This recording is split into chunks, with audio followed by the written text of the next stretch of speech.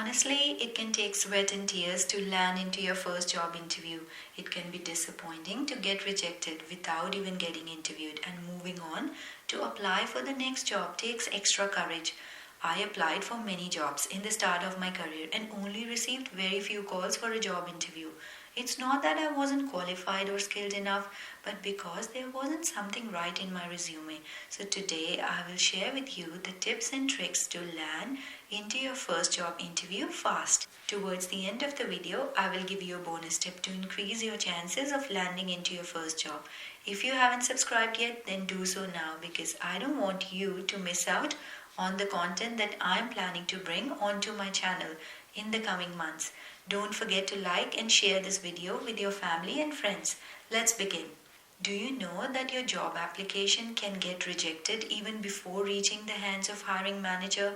That's because 98% of the jobs that you applied online has to go through a robot called ATS or Applicant Tracking System, which is a software that stores all resumes received in one place and has the capability to filter, sort and rank those resumes based on keywords or criteria that are set by the hiring manager. In this scenario, there are tips that will help your resume pass the ATS robot. How to write a resume for a robot. Number 1 is don't apply for 10 positions in the same company. I know that applying for a job online is easier than ever before and you can do it by click of a button. But that doesn't mean that you apply for every job you look at. ATS can easily track the jobs that you applied for in the same company and may reject you just for doing that. Number 2 is use the same keywords in your resume that were used in the job description. For example, if the job description said that it requires experience in R programming or Python, then state these keywords in your resume, but of course only if you have that experience. It is important to be honest and ethical. Number 3 is if you know a current employee of the company you're applying to, then put their name as a referee in your resume, but only after their consent. Number 4 is the resume format. Use traditional section headings in the resume that are familiar or old school. ATS might reject your resume if it cannot find them. So don't use flowery words in the main section headings. All these tips will help you get your resume from ATS to the hands of the hiring manager. Now, what do hiring managers look for in a resume? They hardly spend 5 minutes reading one resume. So your resume should be attractive enough to grab their attention. How to write a resume for a human, that is the hiring manager. Research has shown that hiring managers look for 2 things in a resume: structure and content. Let's talk about the structure first. A resume should be either 1 full page or 2 full pages. Do not have a resume with 1 full page and then 5 lines on the next page. But how do you make it happen?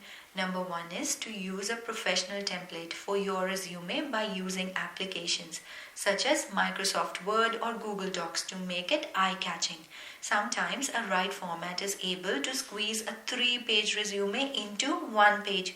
So choose a template carefully. Here is a clip for you from Microsoft Word. If you have access to Microsoft Word, then open a Word document.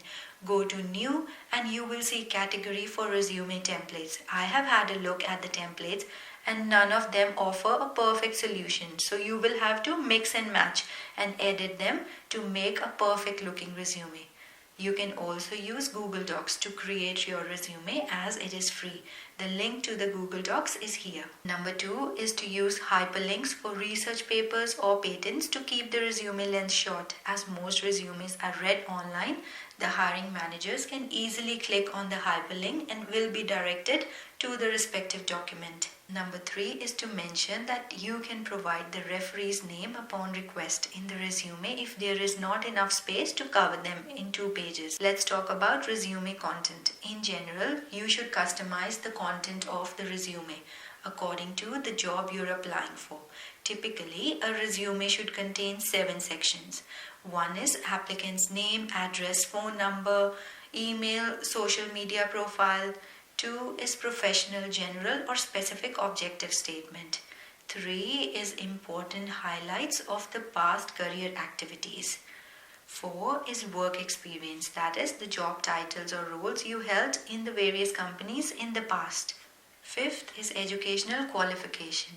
Sixth is key skills, which include both technical and soft skills. Seventh is referees. Now is the time for the super special bonus tip on how you can land into your first job faster.